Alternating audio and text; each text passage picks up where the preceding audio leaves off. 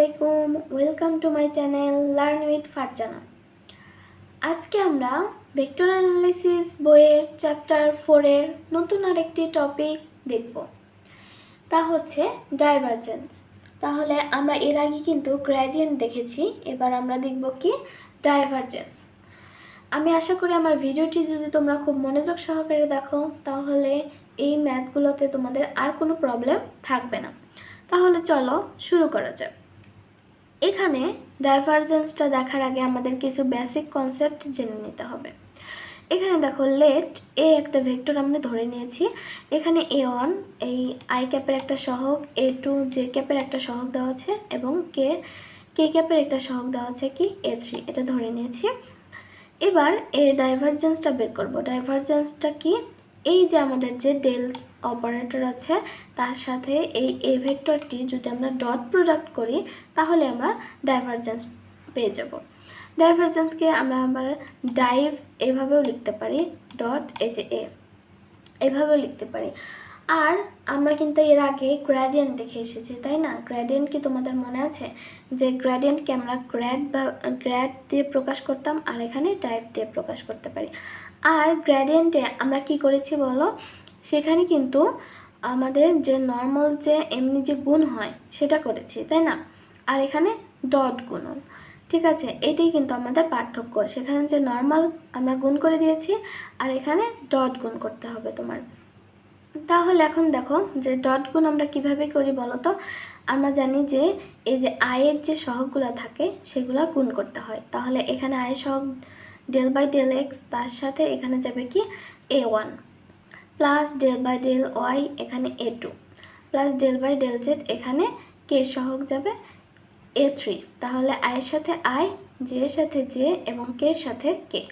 আর আমরা গ্রেডিয়েন্টে দেখেছি যে এখানে একটা যে মান দেওয়া থাকবে সেই মানটি আমরা এই আই এক্সের সাপেক্ষে একবার, ওয়াই সাপেক্ষে একবার এবং কে জেডের সাপেক্ষে একবার, এই তিনটে সাপেক্ষে কিন্তু আমরা কি করতে হবে, ডেরিভেটিভ করতে হবে। তাহলে আমি আশা করছি যে তোমরা গ্রেডিয়েন্ট এবং ডাইভারজেন্সের পার্থক্যটা বুঝতে পেরেছো। এবার চলো একটা ম্যাথ সলভ করলে আমরা আরও ইজিলি বুঝতে পারবো। এখানে দেখো,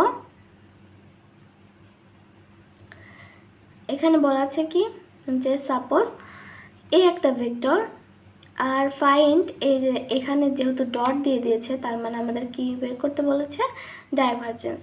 অর এই যে ডাইভ এ এভাবেও কিন্তু তোমাদের দিয়ে দিতে পারে, একটা ভেক্টর চিহ্ন দিয়ে নেবে। এখানে দেখো অ্যাট দ্য পয়েন্ট একটা পয়েন্ট দিয়ে দিয়েছে। তাহলে আমরা চলো এই ম্যাথটি সলভ করে ফেলি। এখানে দেখো প্রথমে সলিউশনে আমরা বলবো গিভেন দ্যাট কী দেওয়া আছে, এর মানটা লিখে নিয়েছি। এবার এখানে ডেল অপারেটর যেটা আছে তার সাথে ডট গুণ করবো কি এ। তাহলে ডেল অপারেটরের এই মানটা কিন্তু আমরা জানি যে ডেল অপারেটর ইকুয়াল টু কী লেখা যায়, del by del X I cap plus del by del Y J cap plus del by del Z K cap. এখানে ডট এর মানটা আমরা বসিয়ে নিয়েছি।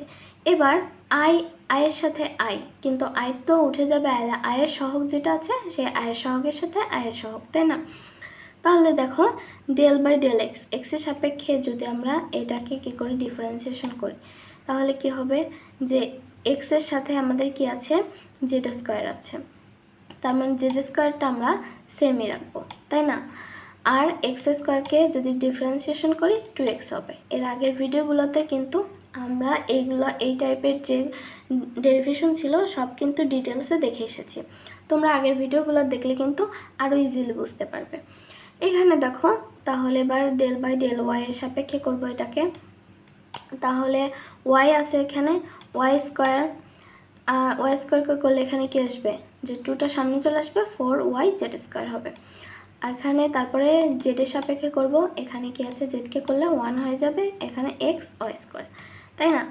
এবার আমাদের কাজ কি, এটি কিন্তু আমাদের কি পেয়ে গেছি বলো তো, ডাইভারজেন্স কিন্তু পেয়ে গেছি। এবার এই যে পয়েন্ট দিয়ে দিয়েছে, এই পয়েন্টে এর ভ্যালুটা আমরা বের করে নেব।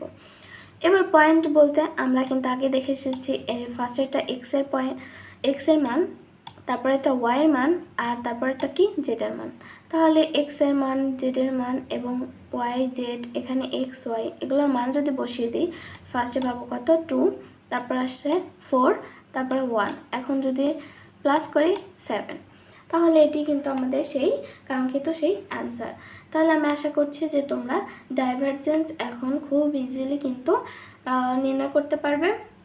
আর আমার এই ভিডিওটি যদি ভালো লেগে থাকে তাহলে অবশ্যই কিন্তু আমার চ্যানেলটি সাবস্ক্রাইব করে দিবে, আর বেল আইকনটি অবশ্যই অন রাখবে, যাতে আমি নতুন নতুন যে টপিকগুলো ভিডিও আপলোড দিব সাথে সাথে তোমরা পেয়ে যেতে পারো।